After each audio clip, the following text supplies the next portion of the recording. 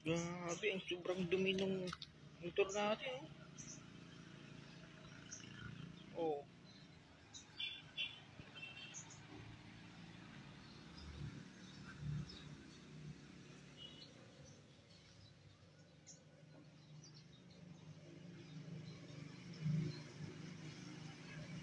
May mga wirings pa.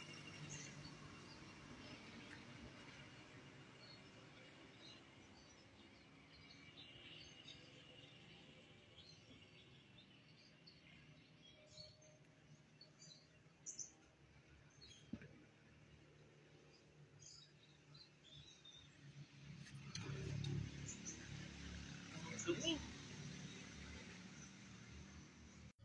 Yan. Yung carburetor, ito nakadikit. Yan dito. Tapos, itong wire na ito, yung hose, nakadikit hanggang doon. Dito. Yan. Dito sa gilid. Yan. Tapos, sa kabila,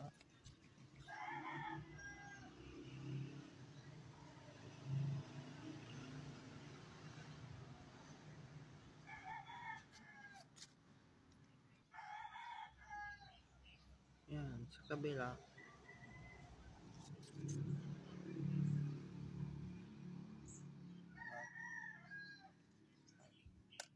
ganyan yung setup niya.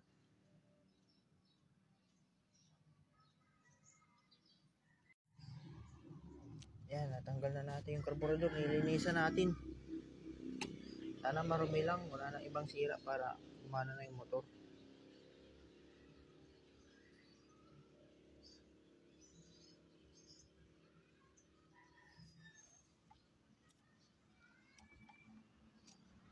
Yan. Ito nandoon. Yan. Ito yung clutch. Ito nandoon. Yan. Yan. Ito yung carburetor ng Rouser 180 natin. Nililinisan natin. Nilagyan ko ng bara doon. Yan. Kung mapapansin yung puti. Para hindi mapasukan ng dumi doon sa loob. Kasi pati sa kabila. Kasi ang unang nililinisan natin dito sa harap. Dito sa ibabaw muna bago sa loob. Yan.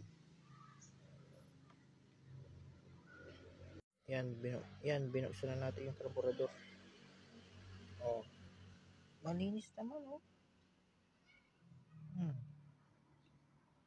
Oh.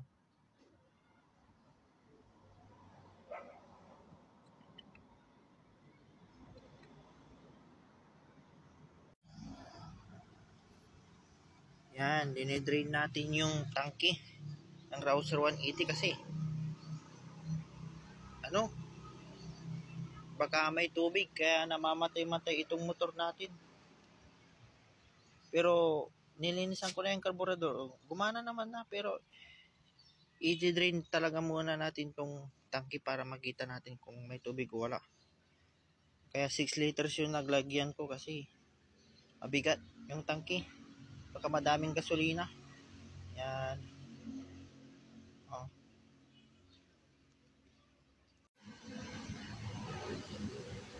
Yan, ganito kadami yung gas na nakuha natin dun sa tangke ng Rouser. Tapos ito pa. Yan. Yan dito. Yan. First time kong gagamitin ang tools na to. Padala pa sa US. Dumating ito 6 months ago pa, pero ngayon ko lang gagamitin. Yan, panglinis lang dito sa Rouser natin. Mahaba ito. Imagine nyo, oh. Oh, nakikita nyo yung upuan nito. Ayan, imagine nyo kung gaano siya kahaba, oh. Yan. Haba, di ba? Oh. Oh. Ganyan siya kahaba. Haba.